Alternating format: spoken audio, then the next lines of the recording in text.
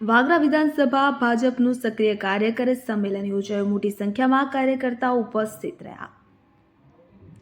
Bharatiya Janata party દ્વારા તેમના સ્થાપના દિનની ઉજવણીના ભાગરૂપે ગુજરાતની તમામ 182 વિધાનસભા બેઠકો પર સક્રિય કાર્યકર્તાનું સંમેલન યોજાઈ રહ્યા છે। ત્યારે વાગરા વિધાનસભા ભાજપનું સંમેલન યોજાયું। ભરૂચની વાગરા વિધાનસભા મત વિસ્તાર ભાજપનું સક્રિય કાર્યકર્તા સંમેલન શહેરની રાજપૂત છાત્રાલય ખાતે યોજાયું હતું। ભારતીય જનતા પાર્ટી દ્વારા તેના સ્થાપના દિવસની ઉજવણીના ભાગરૂપે ગુજરાતની તમામ 182 વિધાનસભા બેઠકો પર સક્રિય કાર્યકર્તા સંમેલન યોજાઈ રહ્યા છે કે જે અંતર્ગત ભરૂચની વાગરા વિધાનસભા મત વિસ્તાર ભાજપનું સક્રિય કાર્યકર્તા સંમેલન ભરૂચની રાજપૂત છાત્રાલય ખાતે યોજાયું હતું કે ભરૂચના સાંસદ મનસુખ વસાવા, વાગરાના ધારાસભ્ય અરુણસિંહ રાણા, ભરૂચના ધારાસભ્ય રમેશ મિસ્ત્રી, ભરૂચ જિલ્લા ભાજપના પ્રમુખ પ્રકાશ મોદી, પૂર્વ ધારાસભ્ય દુષ્યંત પટેલ સહિતના આગેવાનો તેમજ મોટી સંખ્યામાં કાર્યકર્તાઓ ઉપસ્થિત રહ્યા હતા। આ પ્રસંગે નવનિયુક્ત ભરૂચ જિલ્લા ભાજપ પ્રમુખ પ્રકાશ મોદી અને ભરૂચ તાલુકા ભાજપના પ્રમુખ જયરાજસિંહ પરમાર તેમજ વાગરા તાલુકા ભાજપ પ્રમુખ સતીશ ગોયલનું સન્માન કરવામાં આવ્યું। સાથે જ કેન્દ્ર અને રાજ્ય સરકારની વિવિધ કલ્યાણકારી યોજનાઓની ચર્ચા વિચારણા કરવામાં આવી હતી। દેવેન્દ્ર મિસ્ત્રી, જંબુસર।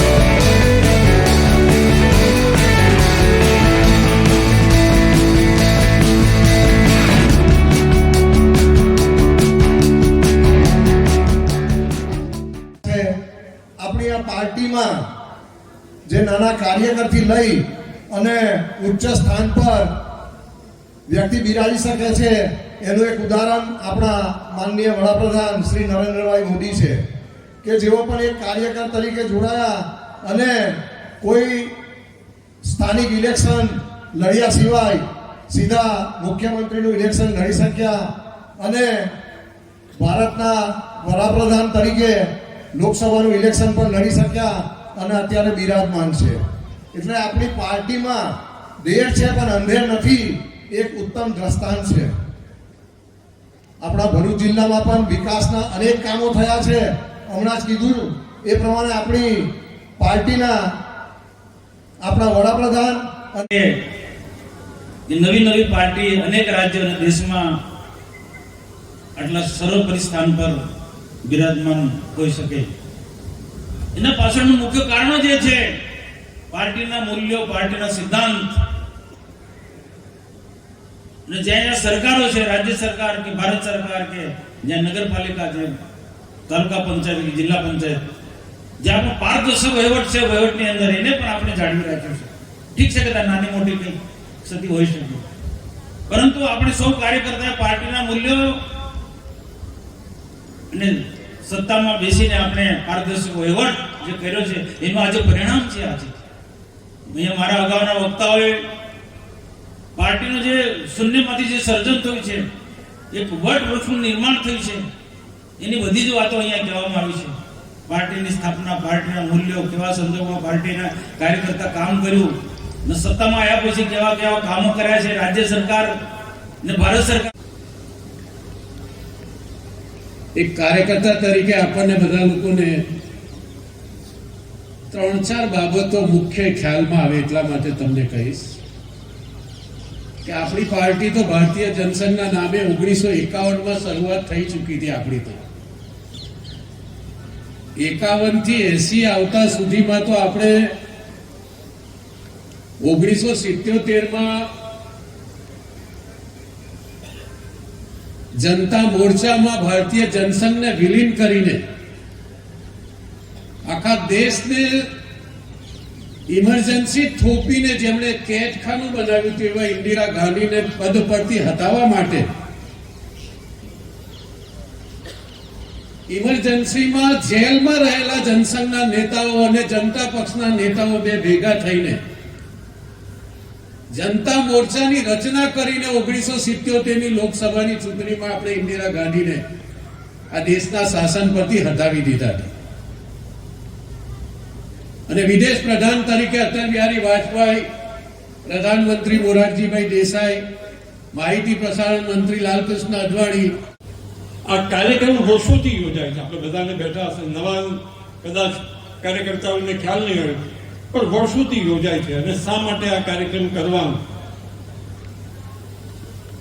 મારા મતે, હું મારા મતની વાત કરું છું, મારા મતે આપણે સૌ ઘરમાં સત્યનારાયણ ભગવાનની કથા કરીએ છીએ. કથા કરવાનું કારણ શું?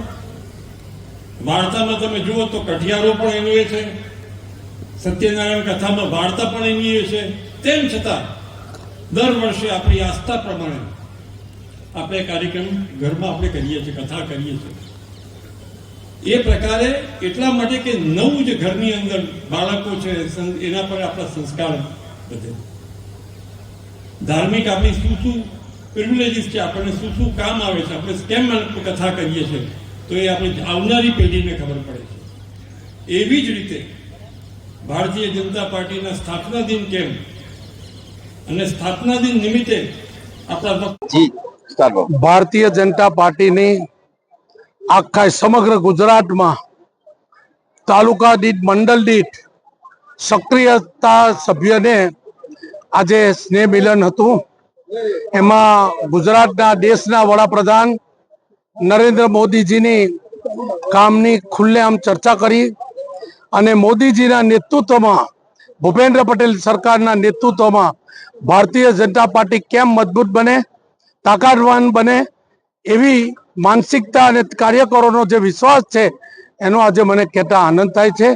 સક્રિય કાર્યકર્તાનું સન્માન, સાથે સાથે નવા નિયુક્ત પ્રમુખ પ્રકાશ મોદીજીનું સ્વાગત, મંડળના પ્રમુખ ભાઈ શ્રી જયદીપસિંહ અને ભાઈ શ્રી ગોહિલ હિતેશ, ત્યારે એમને હું આજે સતીશને અને રણજે એમને ખૂબ ખૂબ આવકારું છું. એમનું સન્માન કર્યું. ખૂબ આનંદની લાગણી એ વાતની છે કે આજે સક્રિય સભ્ય ખૂબ મોટી સંખ્યાની અંદર હાજર છે. ભારતીય જનતા પાર્ટી સૌનો સાથ, સૌનો વિકાસના મંત્રથી આગે કૂચ કરી રહી છે. સમગ્ર